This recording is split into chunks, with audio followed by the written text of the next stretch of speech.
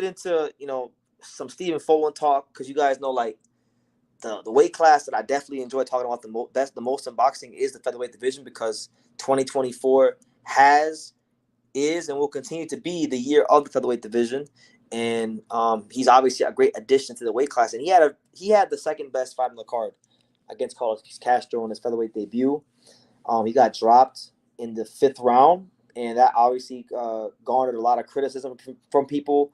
People came to my video saying that Inoue took his soul, this, that, and the third. But I really do feel people are slightly jumping the gun on Stephen Fulton, because I thought from round 6 to 10, I thought the guy that was one of the top fighters in the world showed himself from those rounds. 6 to 10, I thought Stephen Fulton did a great job in the pocket. I thought he was able to put his punches together and be the more accurate fighter. Obviously, he wasn't a big puncher at 122, and I don't think he'll be a big puncher at 26. But I will say he was punching Castro just hard enough to get his respect. And after the knockdown, Castro couldn't sustain his pressure on Fulton. And one of the reasons why he couldn't sustain that pressure on Fulton was because of the accuracy of Stephen Fulton. And I think, those shots were just hard enough to win him these rounds and grind it out. So was it, the Stephen Fulton that fought, like Danny Arman or Isaac Avalar or Angelo Leo? No, it wasn't. But it was still a good performance. And mind you, that's not an easy fight to take your first fight at 126. Castro is a tall guy, can box, can be disciplined from the outside, and he's big for the weight class. So credit to him for finding a way to win on a night that clearly was his best night. And it offers the question, can Stephen Fulton become champion? And not just can Stephen Fulton become champion again, but like, what's next for him? Now, I'll be honest with you. There's a whole lot of ways his career could play out, because, right now as it stands, Stephen Fulton is the number what? Let me pull it up. Stephen Fulton is the number 2 contender in the WBA rankings, and that's the route that he's told me he's going. The WBA champion is obviously Nick Ball, so we'll start there. Can Stephen Fulton beat Nick Ball? Because in this fight, we saw moments in time where pressure was put on him, and he looked very much in trouble. Now, Castro isn't the pressure fighter that Nick Ball is. He's a pressure fighter at times, but he's not like a Nick Ball. Nick Ball is a fire hydrant with boxing gloves on. This guy don't stop. And the question will be in that fight is, can Stephen Fulton keep a guy, a strong, sturdy, hungry, champion like Ball off of him for 12 rounds? I would presume and I would assume that if they do fight as well, that Stephen Fulton would have to go to Saudi. So we all know the track record with American fighters in Saudi. Right now, as it stands, American fighters are 0-8 on Saudi Arabian soil, right? And Raymond Ford, a lot of people thought Raymond Ford beat Nick Ball, and he didn't get the decision. So he's gonna have to be better for that fight than he was in this fight. And I'll be honest with you, I think he'll beat Nick Ball. I really do. Nick Ball is a very good fighter at what he does. But Stephen Fulton, one thing about him, and this is why I said this in my post-fight review video about Stephen Fulton, is for all the talk of guys like Shakur and Devin and Haney and all these guys, like as far as like the Black American fighters in boxing, I love Stephen Fulton because he's not afraid to dog it out with you in the pocket. He can win in the pocket. He's done it many times to get some pretty good fighters. So I actually don't think it'll be much different. I think he'll find a way to beat Nick Ball because he's just a better fighter around the board.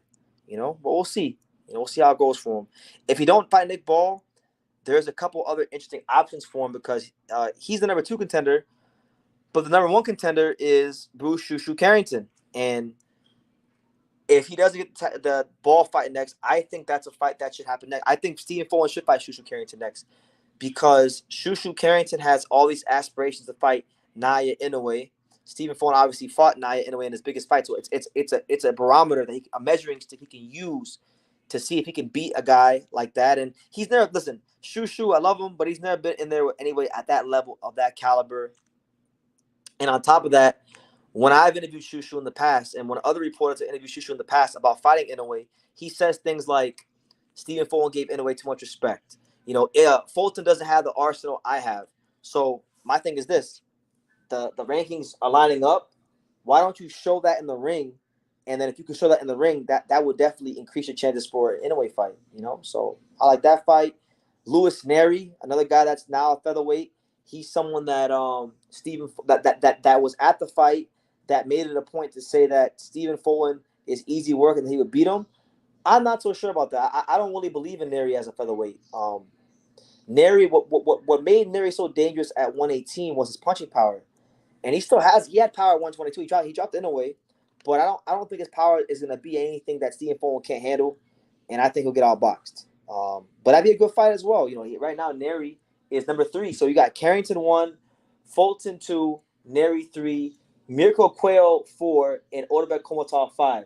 I think you can literally mix and match any one of those 5 fighters in the rankings, and you get an amazing fight in the division. So there's that, and then last but not least, when it comes to Stephen Fulton, you guys know, and I wanna take the time to really talk about this because I've been talking about it in my comment sections a lot.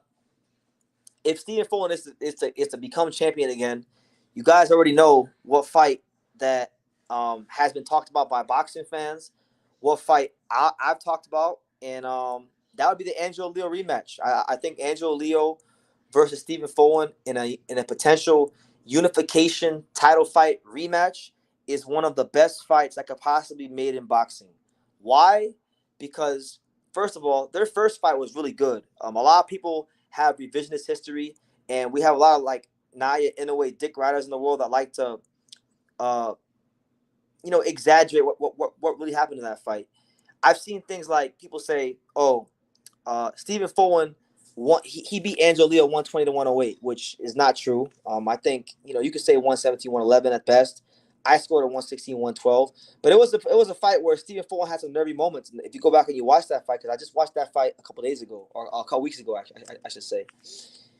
Stephen Fulton got hurt in the 4th round with a straight right hand, and I think since that fight's happened, I think Stephen Fulton, to be honest with you, he's still a very good fighter. I think Stephen Fulton's best boxing is behind him. I think Angelo Leo's best boxing is in front of him. I think Angelo Leo has gotten significantly better since that fight. And I just think there's a dispute to settle. Stephen Fulton wants to become champion, or in this case, it'd be unified champion. Angelo Leo wants to avenge this loss because now, like even after the Venado fight, he can't. I'm getting comments in my videos about people wanting that rematch, and I know for 1,000% fact because I talked about it on numerous occasions that he wants the rematch.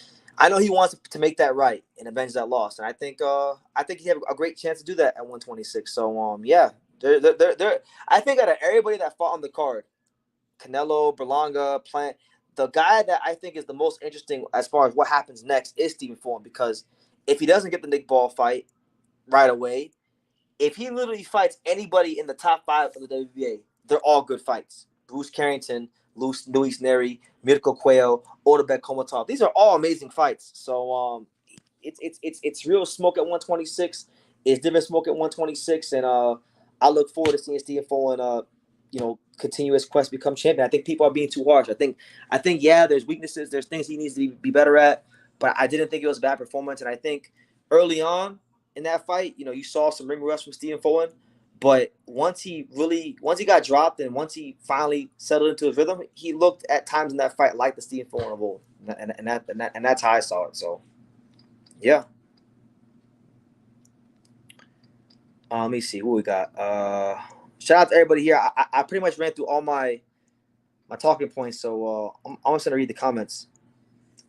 Roscoe Stark says, "I was so happy to see Plant get the TKO." Yeah, man, me too. Me too. Great fight, and his stock definitely rose up. Enrique says he wants to see Fulton versus Angelo Leo the rematch. I want to see it too, and I know Angelo want to see it. I know Fulton says he wants it. We'll see when that time comes, but I think he would. Why not? Look at his resume. Look at the guys he's fought. He's not a guy that's ever shied away from top competition. So PBC is not working with Top Rank for a featherweight fight. I'm under the impression that PBC doesn't care about Stephen Fulton. They had him on the prelims fighting below Rolly. I don't think he's a big priority for them. And one thing we've seen with PBC fighters is if you're not a priority to them anymore, they have no problem actually sending you over to another network. And I think if let's just say the WBA orders a final eliminator between Stephen Fulton and Bruce Carrington, which I think is actually the right thing to do, I would actually see them allowing that fight to happen. So we'll see.